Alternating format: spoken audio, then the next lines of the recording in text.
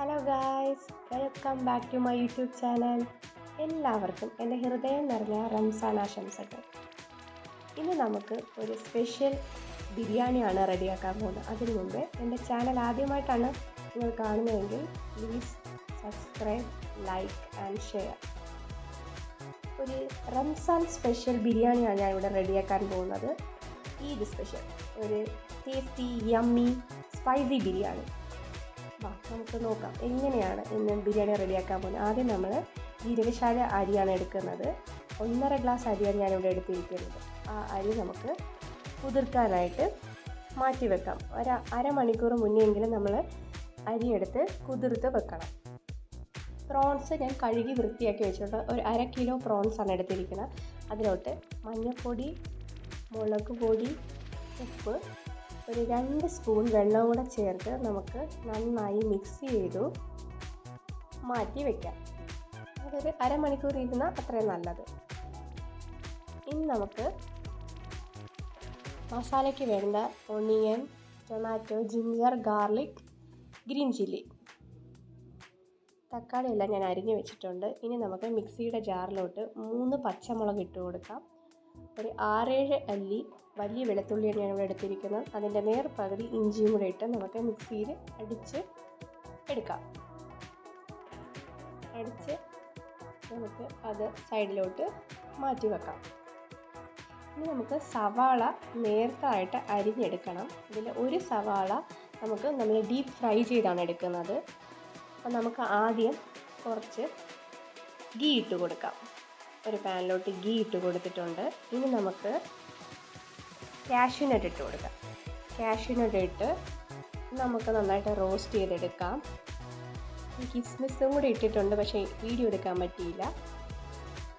ഇത് രണ്ടും നമുക്ക് റോസ്റ്റ് ചെയ്ത് നമുക്ക് മാറ്റി വെക്കാം. ഇനി അതേ പാനിലോട്ട് തന്നെയാണ് നമ്മൾ ഈ മസാലയും എല്ലാം റെഡിയാക്കാൻ പോകുന്നത്. അത് നമുക്ക് കുറച്ച് സൺഫ്ലവർ ഓയിലും കൂടെ ആഡ് ചെയ്ത് കൊടുക്കാം. സൺഫ്ലവർ ഓയിൽ ആഡ് ചെയ്ത് കൊടുത്തതിന് ശേഷം നമ്മൾ ചെറുതായി നൈസായിട്ട് കട്ട് ചെയ്ത് വെച്ചിട്ടുള്ള സവാള നമ്മൾ ഇതിലോട്ട് ആഡ് ചെയ്യുന്നുണ്ട്. ഇത് നന്നായിട്ട് ഡീപ്പ് ഫ്രൈ ചെയ്തെടുക്കണം. നമുക്കത് ഒരു ക്രിസ്പിനെസ് ആവുന്നത് വരെ ഫ്രൈ ചെയ്യണം. ഇപ്പോൾ നമ്മൾ സവാളയുടെ കളറൊക്കെ ഒന്ന് മാറി വന്നിട്ടുണ്ട്, നല്ല മൊരിഞ്ഞ് വന്നിട്ടുണ്ട്. ലേശം ഉപ്പും കൂടി ഇട്ട് കൊടുക്കുക. ഇപ്പോൾ നന്നായി മൊരിഞ്ഞ് വന്നിട്ടുണ്ട്. നമുക്കത് കോരി മാറ്റി വെക്കാം. ഇനി അതേ പാനിലോട്ട് തന്നെയാണ്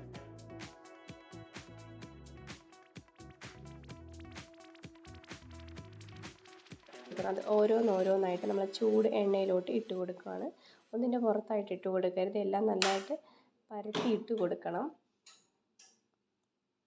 നന്നായിട്ട് ഫ്രൈ ആയി വരുന്നത് വരെ നമുക്ക് വെയിറ്റ് ചെയ്യാം. ഒരു 5 മിനിറ്റോളം ഫ്രൈ ആയാൽ മതി. എന്നിട്ട് മറിച്ചൊന്ന് ഇട്ട് കൊടുക്കണം നമ്മുടെ പ്രോൺസ്. അതൊന്ന് ഫ്രൈ ചെയ്തതിന് ശേഷം അത് നമുക്ക് കോരി മാറ്റി വയ്ക്കാം. ഇനി ഈ എണ്ണയിൽ തന്നെയാണ് നമ്മൾ ബാക്കി മസാലകളെല്ലാം പ്രിപ്പയർ ചെയ്യണം. ബാക്കി സവാളയും കൂടെ ഇട്ട് നമ്മൾ നന്നായിട്ട് വഴറ്റുക. ആവശ്യത്തിന് ഉപ്പും കൂടെ ഇട്ട് കൊടുക്കുക.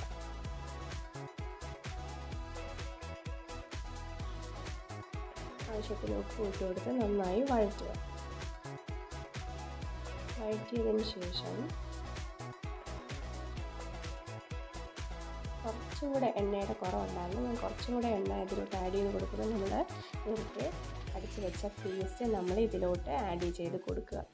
എന്നിട്ട് അതിൻ്റെ ഒരു പച്ച ചവ മാറുന്നത് വരെ നമ്മൾ നന്നായിട്ട് ഇളക്കി യോജിപ്പിച്ച് കൊടുക്കുക. നമുക്ക് നന്നായിട്ടൊന്ന് ഇളക്കിയിട്ടുണ്ട്. തക്കാളിയാണ് ഞാൻ ചേർക്കുന്നത്. അരിഞ്ഞ് വെച്ച തക്കാളി ചേർത്ത് കൊടുക്കാം. തക്കാളിയും ചേർത്ത് കൊടുത്ത് നമ്മൾ ഇതേ സമയത്ത് തന്നെ അടുത്തൊരു പാനിൽ നമ്മൾ റൈസ് റെഡിയാക്കാനുള്ള പട്ട, ഏലക്ക, ഗ്രാമ്പു, ബേ ലീവ്സ് എല്ലാം ഇട്ട് കൊടുത്ത് നന്നായിട്ട് നമ്മൾ ഇളക്കി കൊടുക്കും. നമ്മൾ ഇതിൻ്റെ കൂടെ തന്നെ റൈസും വേവിക്കുന്നുണ്ട്. ഏലക്കയെല്ലാം ഇട്ട് കൊടുത്ത് ഒരു 10-15 സെക്കൻഡ് ഇളക്കിയതിന് ശേഷം സാധാ നോർമൽ വെള്ളമാണ് നമ്മൾ ഒഴിച്ച് കൊടുക്കുന്നത്. 1 ഗ്ലാസ് അരിക്ക് 1.5 ഗ്ലാസ് വെള്ളം എന്നുള്ള രീതിയിൽ ഒഴിച്ച് കൊടുക്കുക. നമ്മൾ ഇനി മസാലയിലോട്ട് ആവശ്യമായ മുളക് പൊടിയും മല്ലിപ്പൊടി ചേർത്ത് നന്നായിട്ട് ഇളക്കി കൊടുക്കുക.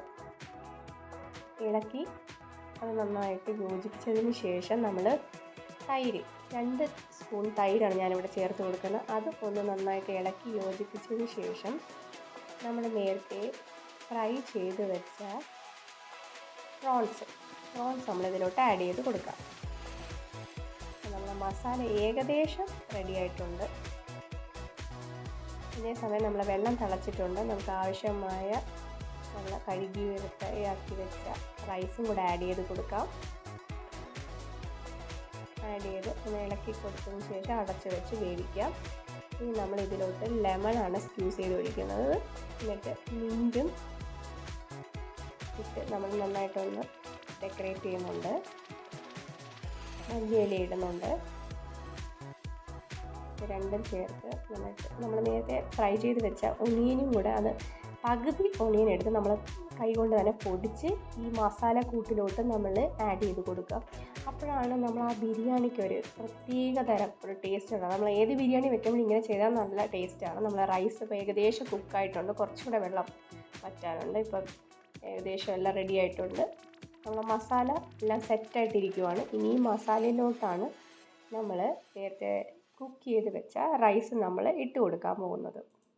അപ്പോൾ നമ്മൾ റൈസ് നമുക്കിനി ഇട്ട് ലെയർ ചെയ്യാം.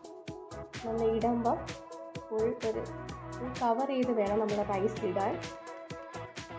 ഇട്ടതിന് ശേഷം നമ്മൾ അടുത്ത ലെയർ റെഡിയാക്കണം. നമ്മൾ പുതിനയും മല്ലിയിലയും എല്ലാം ഇട്ട് നമ്മൾ ബാക്കി വെച്ചിരുന്ന ഒനിയൻ ഫ്രൈ ചെയ്ത ഒനിയൻ കാഷ്യൂസ് എല്ലാം ഇടുക. അതിന് പുറകെ അടുത്ത ലെയറിൽ റൈസ് ഇടുക. ഇതേ പ്രോസസ്സ് തന്നെ പിന്നെ നമ്മൾ റൈസ് കഴുകുന്നിട വരെ ഇത് ഇടുക. പുതിന മല്ലി എല്ലാം ഇട്ട് നന്നായി ഓരോ ലെയർ ചെയ്തതിന് ശേഷം നമ്മൾ ലാസ്റ്റ് കാഷ്യൂസും കിസ്മിസും ഇട്ട് ഡെക്കറേറ്റ് ചെയ്യുക. അതിനുശേഷം നമ്മൾ ഒരു സ്പൂൺ നെയ്യും കൂടെ ഇതിലോട്ട് ഇട്ട് കൊടുത്തതിന് ശേഷം നമ്മളിത് അടച്ച് വെച്ച് ലോ ഫ്ലെയിമിൽ ഒരു 15 മിനിറ്റ് വേവിക്കുക. ആവി വെളിയിൽ പോകാതിരിക്കാൻ വേണ്ടിയാണ് ഞാനിങ്ങനെ ചെയ്യുന്നത്. നമുക്ക് ഈ ബിരിയാണിക്ക് കഴിക്കാൻ ഒരു സാലഡ് കൂടെ നമുക്ക് പെട്ടെന്ന് പ്രിപ്പയർ ചെയ്യാം. തക്കാളി, സവാള, തൈര്, ഉപ്പും ചേർത്ത് നല്ലൊരു സാലഡ് കൂടെ ഞാൻ റെഡിയാക്കുന്നുണ്ട്. അതിൻ്റെ കൂട്ടത്തിൽ റെഡി ആയി കഴിഞ്ഞു. ഇനി നമ്മൾ 15 മിനിറ്റിന് ശേഷം നമ്മൾ ചെമ്പ് തുറന്ന് നോക്കാം.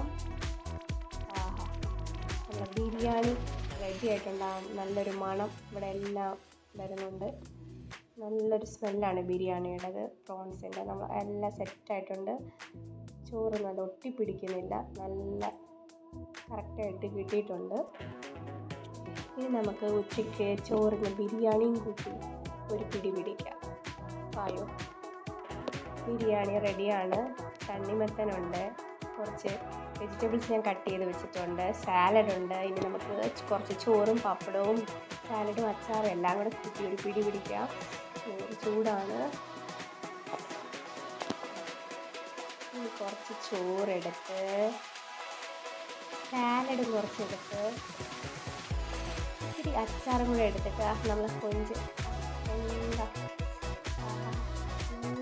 ടേസ്റ്റി ആയിട്ടുള്ളൊരു കൊഞ്ചാണ്. കാണുമ്പോൾ തന്നെ അതറിയാം. നല്ല സ്പൈസിയാണ് ബിരിയാണി.